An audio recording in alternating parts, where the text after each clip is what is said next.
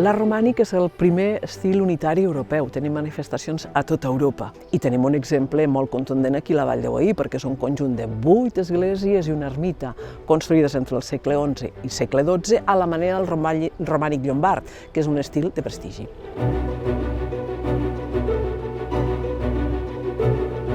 A l'arquitectura tenim la decoració escultòrica, que són els motius que venen de Llombardia, amb la decoració de dent de serra, arcuacions cegues i bandes llombardes, i després els conjunts pictòrics, molt importants.